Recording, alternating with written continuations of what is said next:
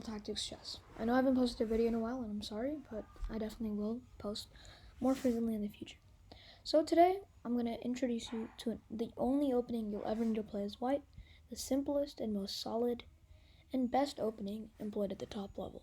Okay, and if you want to know what I'm talking about, two former world champions, the greatest humans playing chess at that time, Magnus Carlsen, which is actually our current world champion, and Vladimir Kramnik, our former world champion. Now I think he trains a lot of India's top youth. He's a really good, renowned trainer.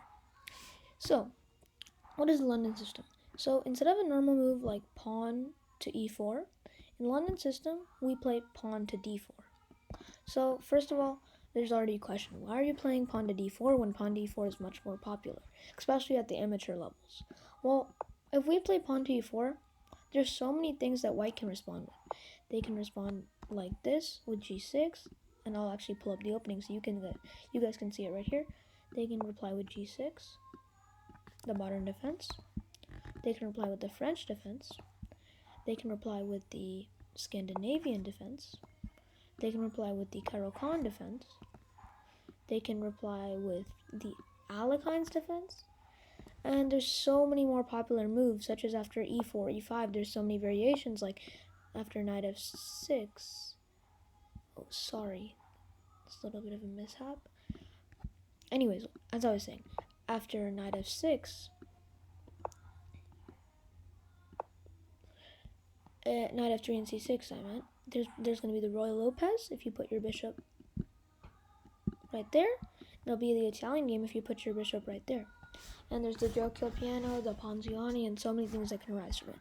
However, the thing about d4 is that it dodges a lot of theory, and that's a big advantage of the London system. There's only a few moves that are really viable. I mean, some people play g6 against everything, which is not the most viable option, but obviously it's something. And then basically the only main replies you'll see are d5, the symmetrical response, and knight f6, or the various Indian games. This allows you to not have to memorize that many lines, and although black can pick the setup against the London system, there's not that many setups you have to see what to do against. Anyways, enough about black. Let's actually look at the London system. And I'm going to be making random moves for black, so just don't worry about them. So it starts with pawn to d4. Black can either play pawn to d5 or knight f6. We do not care. That's the good thing about the London system. It's not an opening, it's a system. You figure out and complete your setup regardless of what black does. So let's just say they play pawn to d5. So pawn to d5. We're going to want to put our bishop on f4. You could play knight f6 first, but I don't recommend this. Even though it doesn't reveal to your opponent what you're playing, it really makes you a little bit behind on development, and this bishop is extremely important to get out for the London system. So you might be thinking, why are you playing bishop f4? In general opening principles like taking the center, not moving your queen out too early, various opening principles like knights have to stay at the center, one of them that is given in many chess books is that you should never develop your bishops, before you develop your knights. But in the London system, we're bringing out the bishop literally on the second move. Well, the thing is, if you can get your bishop outside this pawn chain, specifically in this position, it's really extremely strong and has such an active square and can be very helpful and creates you an even more solid position. That's why we're playing bishop f4. So before I go into the specifics, let's first just detail what the London system is. So we're just going to play random moves for black. So you're going to want to get your pawns. Just move something. You're going to want to get your pawns not in this order, but on these squares. So as you can see, this creates an extremely strong and simple structure. This triangle pawn chain is extremely easy to remember, very hard for black to break through, and an easy way to transpose into the middle game. So once you've got that, after that, you're going to want to put your bishop on d3. Obviously, if you're more of a player who likes positions like the Roy Lopez, the common move that's many people play in the London system, not as popular, bishop d3, is after they will keep their bishop a little bit. They won't. Let me go back a little bit so I can show you. They won't play their bishop to d3 before they do a lot of other moves, because what they want to do is they want to say after black plays a move like after black plays a move like e6 and say e3, and black plays something like the common move knight c6. If they play knight c6, bam. This is when you strike with this bishop that you haven't developed and you pin this knight. And this is what a lot of players like because it can be very helpful, especially when you're trying to break in the center with your pawns. So next, what else do we have to do with the London system? So I already explained the pawn structure that you always want to have. You always want to develop on c3 and e3 after you play d4.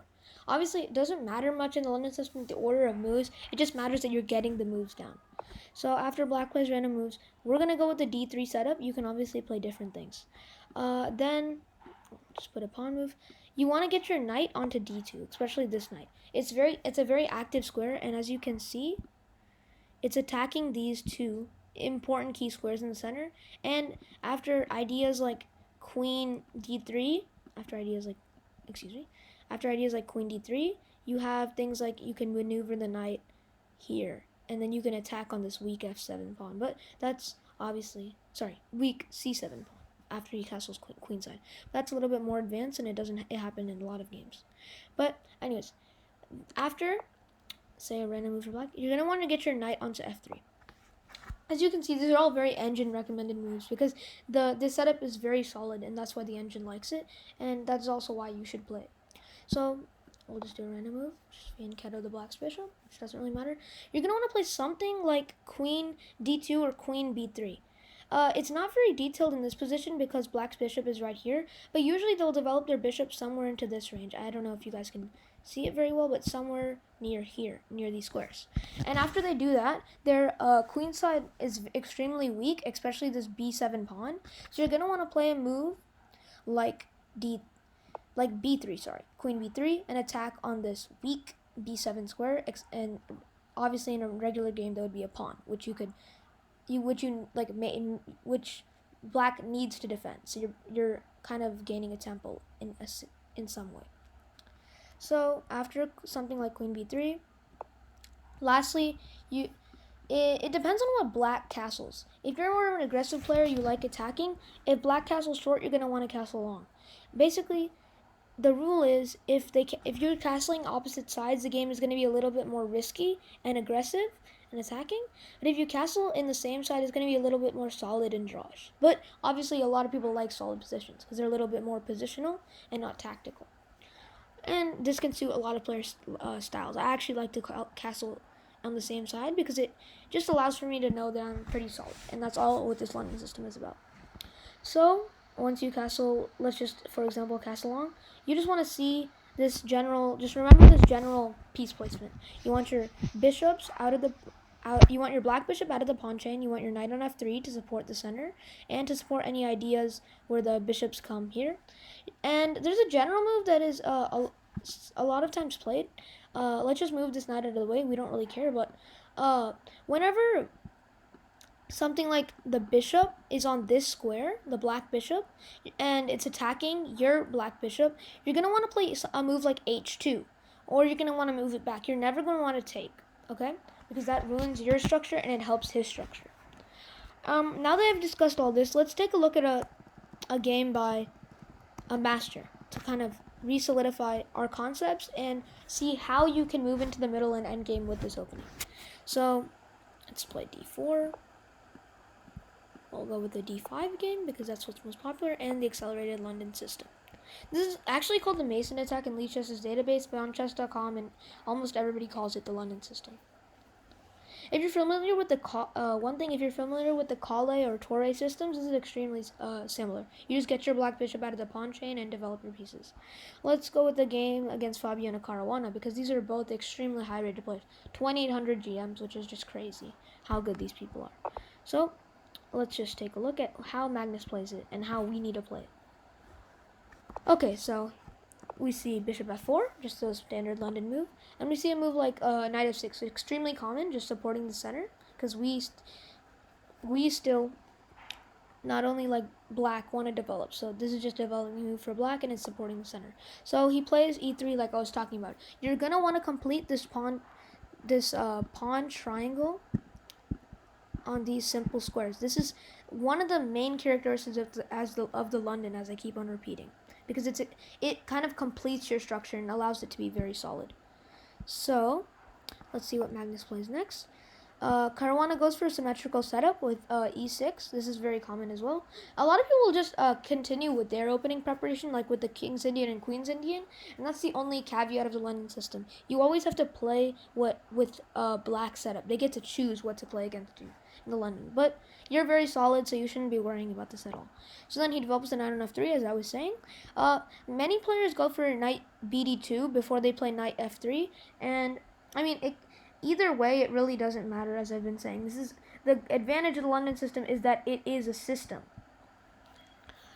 And as you can see, every time you're in the London system, you'll see throughout this game that white is very equal. They never get to a disadvantage. The game is very solid, and you're just waiting for the other player to make a mistake. So he completes his development c3. See, I guess Magnus in this game preferred to complete his pawn chain, but you could develop your pieces to knight to d2, or the bishop to d3, or the bishop to b5, as I was saying. But obviously, in this position, when Caruana is attacking the center, he wants to support the center, and that's probably why he played the move c3. Next, we have Caruana finishing his development. He puts his knight on bd. He plays bd2, puts his knight on d2, the best square for the knight in the London system.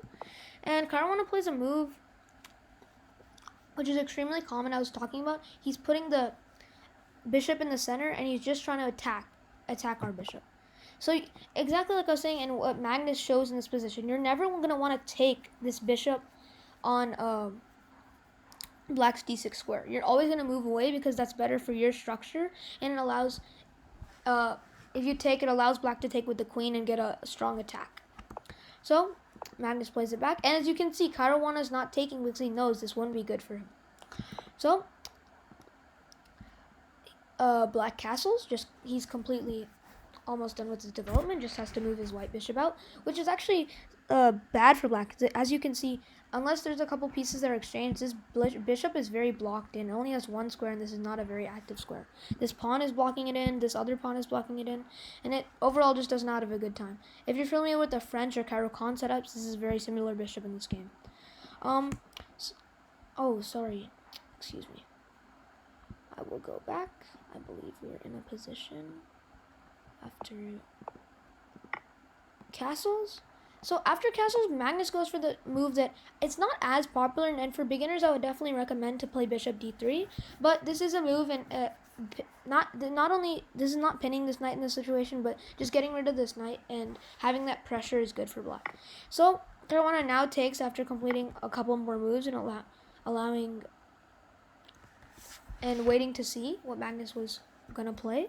And this double pawns, they don't look that attractive for white, but it's not that big of a weakness. So now we see Caruana attacking this bishop because there is no defenders. You see Magnus playing a4, trying to protect his bishop. H6, gaining a little bit more stakes. We see castles short side, and as you can see, the castle's same side. So this is a very equal and solid game. Stockfish's evaluation is actually 0 right now, so it's completely equal for both players. So we see the knight moving. We see the knight moving back, and it is trying to remaneuver. We see queen b3, just trying to support this bishop. We see the queen back. Caruana does not want to develop his attack anymore. He might be going for some kingside ideas with these two knights and this queen eyeing down this diagonal. So next we see a5, just gaining a lot of space on the queen side. This is very good for Magnus because he can create a really strong attack with pawns all the way up on the board. So we see d7, Caruana is trying to exchange his bishops, and Magnus does not agree to this offer. He says, my bishop's better than yours. Why would I want to develop for your bad bishop? Why would I want to trade my good bishop for your bad bishop? And I mean, this is his evaluation, but this might not be what you would want to play.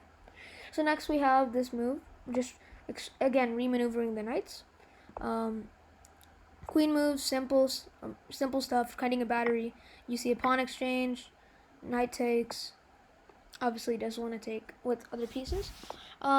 Again, the knight's remaneuvering. Actually, it's very, very dangerous here because it's attacking the king side very directly. We see a rook, just repositioning the rook to a more active square, a better square for Magnus. We see the bishop going. Some pretty standard moves. We see the pawn break in the center, rook takes, pinning the bishop. Actually, not pinning the bishop, but as you can see, look how strong this a pawn is. It's all the way up the board, and whenever Carlsen wants, he can play.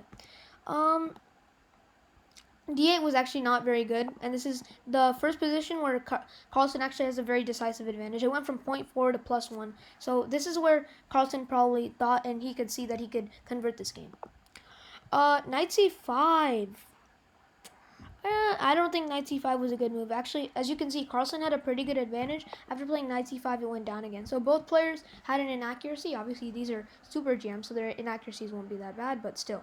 This is definitely a bad point for Carlsen in this game. He needs to push this a6 pawn. That's his strength, and he's not utilizing it.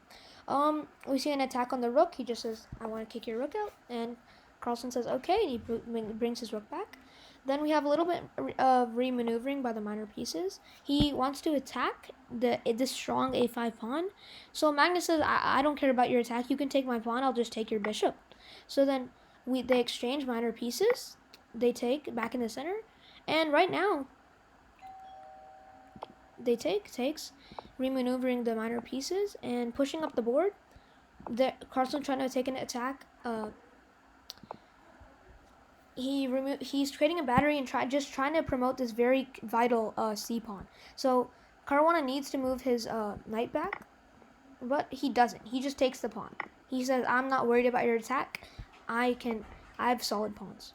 So we see c7. Magnus continuing with this idea, and he says an exchange of queens. There's no exchange of queens. Magnus just takes the pawn, takes, and then this bishop is not that great. We see rook takes, Magnus going for an active square for his knight, and we're kind of moving into the endgame. Check. Magnus sacks the piece because he knows that he's completely winning here. These are super GMs. They can easily convert endgames, and the evaluation is 11 plus. Magnus, if we want to continue this game, but Caruana is completely lost, and he just resigns. But if we wanted to continue this game, we just have a takes, and after this, it's just an easy endgame for white. Queen and knight versus rook. So all in all, you could see how the London system is very solid, and even the top players like to convert it because it's very easy to learn. It doesn't involve much theory, and you can smoothly transition to a middle game. I hope that after this instructive game, you kind of learned how to change into the middle game after the opening and eventually the end game. What squares are good for your pieces, what ideas you shouldn't be doing. And all in all, I hope you learned the London system. A little preview. And I hope to see a lot of you guys employing it in your next games. Anyways, this is Fundamental Tactics Chess signing out. Remember, stay fundamental, stay tactical.